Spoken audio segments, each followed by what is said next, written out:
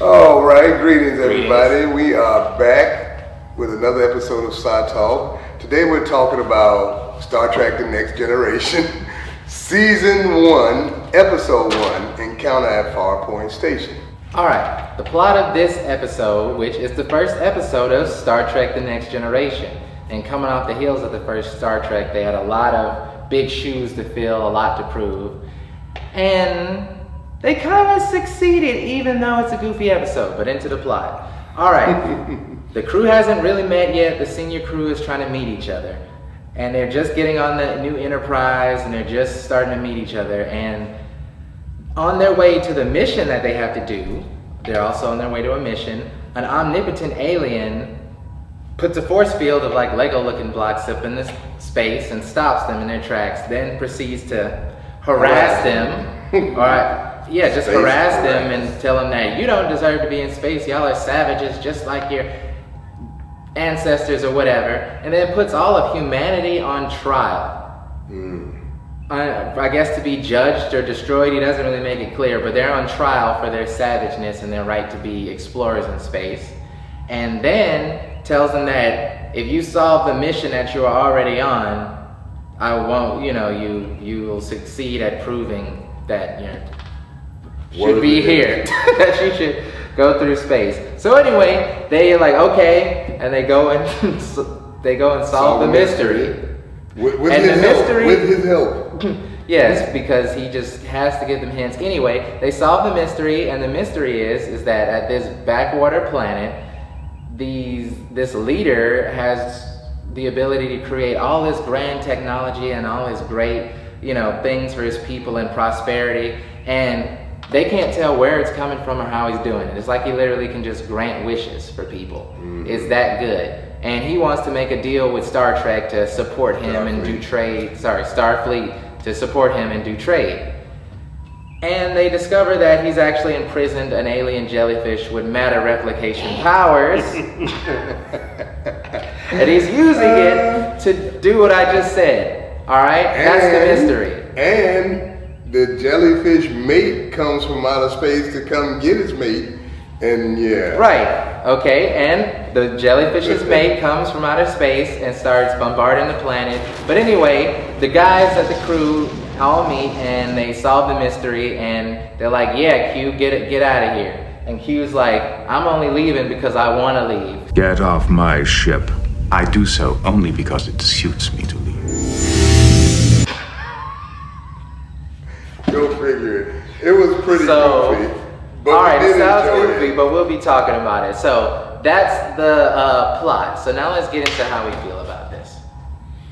Well, it was a lot of goofy lines and goofiness with the encounters of the people coming together and people. Yeah, the senior crew. The senior crew. And what we mean is a lot of the actors are brand new. These are new characters. They're having to think about how they should be, and they're not really as comfortable as they are in later seasons. Absolutely. And the writing isn't as good as it is in later seasons. The writing is actually terrible. There's a few notable characters that are just, the writing for those characters are terrible. First one, Deanna. Deanna and her empathic abilities seem to be painful every time they happen in this particular episode. Luckily in the future they toned that back a little bit, but it was painful every time she got it. Yeah. Such a pain. As I was saying, her beta power or whatever, her empathic power. Right, empathic They made power. it to where the intense feelings were very painful for her in a sense to where she was incapacitated. And it wasn't that, it's a lot better in future episodes. And then you have the Lieutenant Yar, Tasha Yar character that's the most terrible writing ever. This is a security chief, a Starfleet trained officer that can't keep her mouth shut, can't keep her cool, can't follow instructions from the captain. We can go on and on, but we won't. Watch the episode, you'll see what we're talking about. Yeah, and to just be quick about it, like I'm saying, these new characters, Tasha is one of my least favorite characters. But already. yeah, for a security officer, there's scenes where it's kind of outlandish how she acts, with guns pointed to their head and the captain telling her to stand down and let's talk. She's like, no, I need to go and rant at the alien. But a lot of the characters are going through weird things. But the greatest part to me about this episode, the best character in this episode is Q. It feels like from the get-go, he's acting and in his character and embodying it perfectly. Like you could say he's even better in future episodes and future seasons. And I say, yeah, you're probably right because of the writing and stuff. But from the get-go, Q acts, it's believable. He sells it. And he makes you feel like he's an omnipotent alien who is putting you on trial, and you have to be wary of what you say and do, and all these type of things. Yeah, and just to touch on the captain for a minute, they made the captain very, very awkward and doing things as, like when Riker came up and he just wouldn't even look at him, and he told him report immediately, and then Captain come in and report, and Captain just looking forward like, I can't look at you. Whatever's on my view screen is too important. Or even when the first scene of when Captain is just in the Enterprise, and they have this very dark room, right, and he's staring out the window, and they're making it so sinister, like he's Darth Picard or something, or whatever. Right? Why are you standing in the dark? Well, yeah, I feel like he's a little overly stern, and we know the Captain is kind of a tight-butt person. He's cool and all this stuff, but that's one part about his character. He's very strict and private, and likes procedures and likes his dignity and his thought, has high thoughts of prestige in himself, not in a bad way. But in this episode, it was a little awkward. He was still trying to fill out that, how is this captain going to be perceived?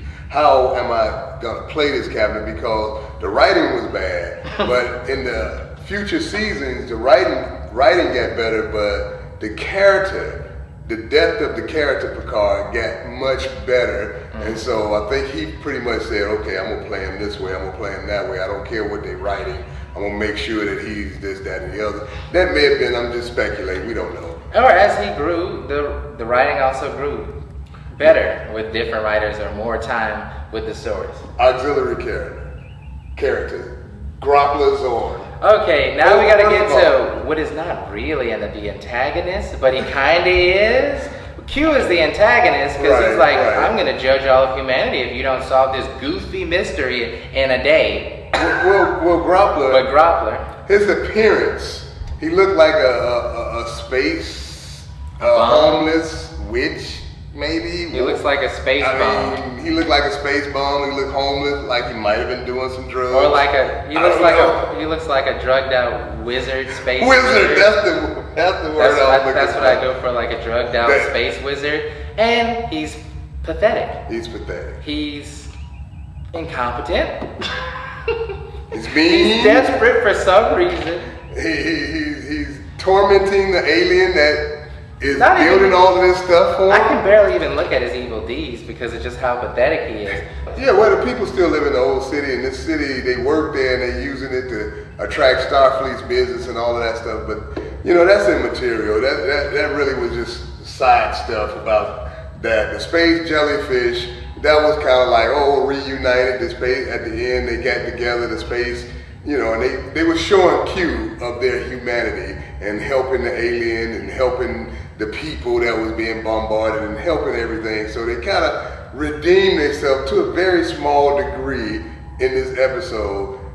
All of that stuff was okay and all that. It beefed it up to be the timeless, but the important thing was Q nailed it at the very beginning. Q is the man in this episode. I would definitely say Q is the main factor that drives the episode. He is where the tension and the drama lies, because when it comes to Groppler, there is no tension. There's barely any connection to the encounter. You just want to slap Groppler. Any closing or final thoughts or anything you need to get into? I think we pretty much summed it up. We did enjoy the episode. It did make us want to see the next episode, even though the next episode might have not been as good as the first. But we'll talk about that in our next episode of Side Talk. So that's all I have to say. And yeah, my closing remarks is that overall, the more Star Trek you watch, when you watch the future episodes, the more you'll enjoy these old episodes for how different and silly and even goofy they were. Absolutely. But it doesn't really hold a candle to future two-part episodes or future themes of an episode and how deep they are. And sometimes, there's so many episodes that you're like, wow, this is pretty deep. And and that's not one of them. But wow, come on. Space wizards, space jellyfishes, and Omnipotent omnipotent aliens beings. with one letter for their name. Q is the question. What's the answer?